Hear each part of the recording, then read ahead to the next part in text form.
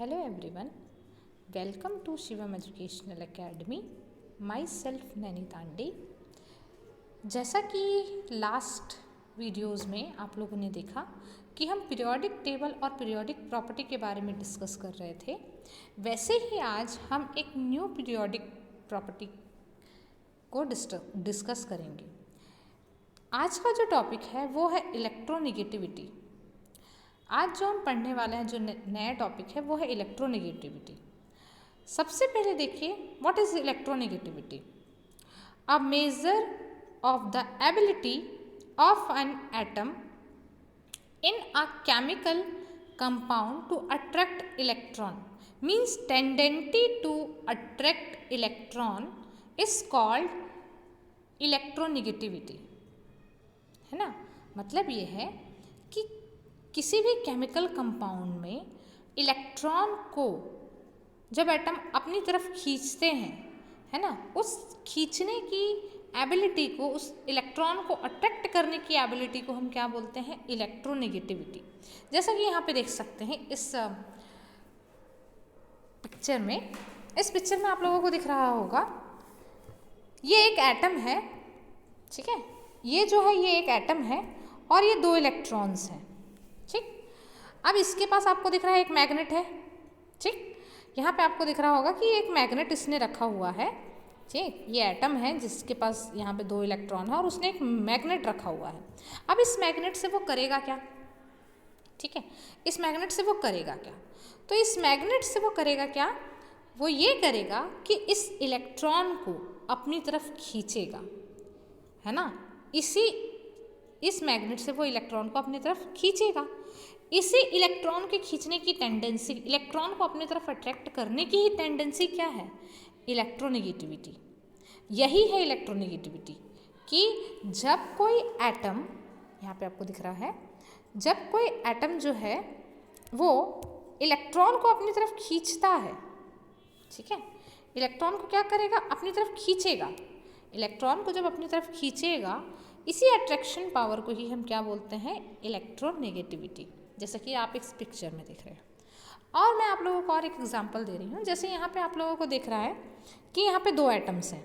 देखिए, यहाँ पे आप लोगों को दिख रहे होंगे ये दो अलग अलग एटम है, इन दोनों के बीच में एक बॉन्ड था, ठीक है, इन दोनों के बीच में एक बॉन्ड था। अब यहाँ पे हुआ क्या? ये देखो, ये जो ब्लू कलर का एटम है जिसका पावर बहुत ज़्यादा है, ठीक है, ब्लू कलर के एटम जिसको हम एटम बी बोल रहे हैं, एटम बी का पावर ज़्यादा है और एटम ए का पावर थोड़ा सा कम है। तो वो अपनी तरफ उस एटम को, ये दो एटम्स हैं, है ना, उस एटम को अपनी तरफ वो खींच रहा है ना, क्योंकि उसकी एबिलिटी ज़्यादा है, उसका पावर ज़्यादा है, वो उसको अट्रैक्ट कर सकता है, तो वो अपनी तरफ खींच रहा है। इसी टेंडेंसी को ही हम इलेक्ट्रोनेगेटिविटी बोल रहे हैं। और आप नेक्स्ट पिक्चर में देख पा रहे होंगे कि अब इन दोनों के बीच में क्या हुआ है? उसने इलेक्ट्रॉन को अपनी तरफ खींच लिया, है ना, अपनी तरफ खींच लिया, और देखो कितना खुश है, और ये बेचारा देखो। तो इसी एबिलिटी को हम क्या बोलते हैं? इलेक्ट्रोनेगेटिविटी। तो अब तक आप लोगों को इलेक्ट्रोनेगेटिविटी समझ में आ गई होगी। अब आपको मैं दिखाती हूँ, किसी भी पीरियोडिक टेबल में आपको पता है कि दो टाइप के मेटल्स होते हैं, मतलब सॉरी, दो टाइप के एलिमेंट्स होते हैं, ठीक है।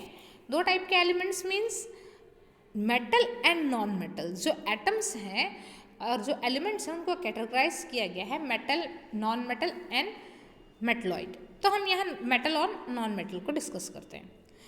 तो जो नॉन मेटल्स होते हैं पीरियोडिक टेबल में, ये देखो, ये यहाँ पे आप देख सकते हैं, यहाँ पे पीरियोडिक टेबल में नॉन मेटल्स हैं, बाकी सारे मेटल्स हैं। मैक्सिमम जो पीरियोडिक टेबल में, मैंने जब आप लोगों को पीरियोडिक टेबल डिस्कस किया था तो मैंने ये बताया था कि जो मेटल का पोर्शन है पीरियोडिक टेबल में वो बहुत ज़्यादा है और नॉन मेटल का देखिए बहुत कम है। ये नॉन मेटल्स हैं, ये जो आपको दिख रहे हैं ना, ये सारे क्या है? नॉन मेटल्स हैं। अब इलेक्ट्रोनेगेटिविटी नॉन मेटल्स की ज़्यादा होती है, नॉन मेटल्स की इलेक्ट्रोनेगेटिविटी ज़्यादा होती है। अब कैसे? ये कैसे हुआ कि नॉन मेटल की इलेक्ट्रोनेगेटिविटी ज़्यादा हुई? इसके पीछे भी रीज़न है। क्या रीज़न है?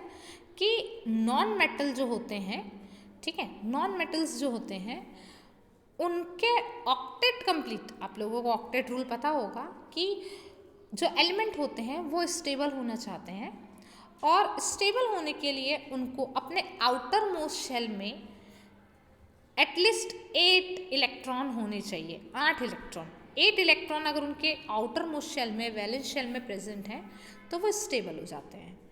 तो नॉन मेटल के साथ होता क्या है कि इनके पास ये 8 इलेक्ट्रॉन नहीं होते हैं, इनके पास कुछ ना कुछ कम होता है ना।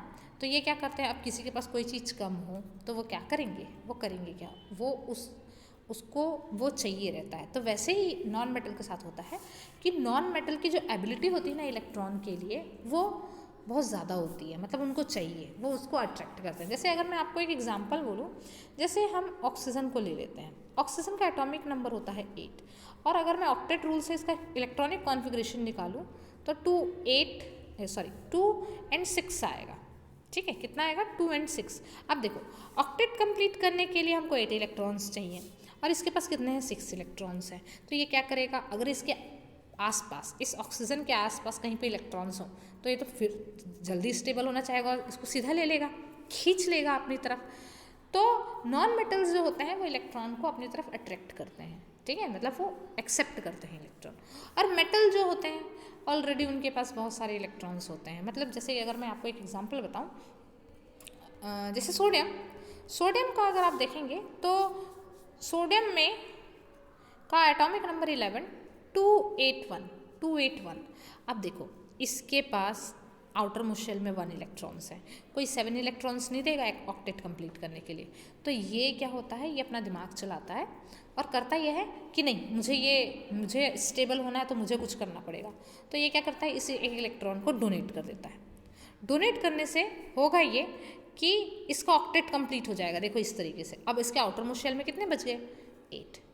तो मेटल जो होते हैं उनके इलेक्ट्रोनेगेटिविटी कम होती है as compare to non metal. ठीक है, ये इलेक्ट्रोपॉजिटिव होते हैं, इलेक्ट्रोनेगेटिव नहीं होते, ये इलेक्ट्रोपॉजिटिव होते हैं। तो चलिए हम देखते हैं पीरियोडिक टेबल में। तो जब हम लेफ़्ट टू राइट जाते हैं किसी पीरियोडिक टेबल में, अगर आप लेफ़्ट टू राइट जाओगे, लेफ़्ट टू राइट, तो नॉन मेटल जो है वो धीरे धीरे यहाँ पे नॉन मेटल आते जा रहे हैं। ठीक है, तो नॉन मेटेलिक प्रॉपर्टी बढ़ती जा रही है। अगर नॉन मेटेलिक प्रॉपर्टी बढ़ेगी तो नॉन मेटेलिक प्रॉपर्टी बढ़ने के साथ साथ इलेक्ट्रोनेगेटिविटी भी बढ़ती जाएगी। क्या बढ़ती जाएगी, इलेक्ट्रोनेगेटिविटी। ठीक है, इलेक्ट्रोनेगेटिविटी बढ़ती जाएगी। अब अगर मैं डाउन द ग्रुप जाऊँ किसी पीरियोडिक टेबल में, तो भी देख सकते हैं आप कि उसमें मेटेलिक प्रॉपर्टी बढ़ती जाती है। जो मेटेलिक प्रॉपर्टी है वो बढ़ती जाती है। तो अगर मेटेलिक बढ़ रही है, मेटेलिक प्रॉपर्टी अगर बढ़ रही है, मतलब वो इलेक्ट्रोपॉजिटिव हो रहा है। लेकिन हम पढ़ क्या रहे हैं, इलेक्ट्रोनेगेटिविटी। तो मतलब यह है कि down the group electronegativity decrease होती है और left to right electronegativity increase होती है। तो highest electronegative atom is fluorine. Highest electronegative atom जो है वो फ्लोरीन है, देन है आपका ऑक्सीजन, फिर है नाइट्रोजन एंड क्लोरीन। अगर आपको कोई पूछे कि हाईएस्ट इलेक्ट्रोनेगेटिव एलिमेंट कौन है, तो आप बोल सकते हैं फ्लोरीन है, फिर है आपका ऑक्सीजन, नाइट्रोजन एंड क्लोरीन। क्यों मैंने बोला कि फ्लोरीन हाईएस्ट इलेक्ट्रोनेगेटिव है, क्योंकि इसके आउटर अगर देखेंगे इसका एटॉमिक नंबर 9 होता है, तो 2 and 7 कितने इलेक्ट्रॉन चाहिए, 1 इलेक्ट्रॉन चाहिए। मतलब वो आसानी से इलेक्ट्रॉन एक्सेप्ट कर सकता है, एक इलेक्ट्रॉन कहीं से भी मिल जाएगा उसको, तो वो ले सकता है। और इसकी इलेक्ट्रोनेगेटिविटी की वैल्यू आप यहाँ पे देख सकते हैं, यहाँ लिखा हुआ है इलेक्ट्रोनेगेटिविटी वैल्यू, आप सामने आपके हैं।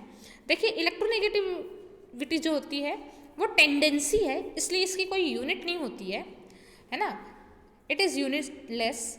तो इसकी इलेक्ट्रोनेगेटिविटी होती है 4, फ्लोरीन की इलेक्ट्रोनेगेटिविटी 4 होती है। फिर आप ऑक्सीजन का देख सकते हैं 3.5, नाइट्रोजन का 3 एंड क्लोरीन ऑल्सो 3।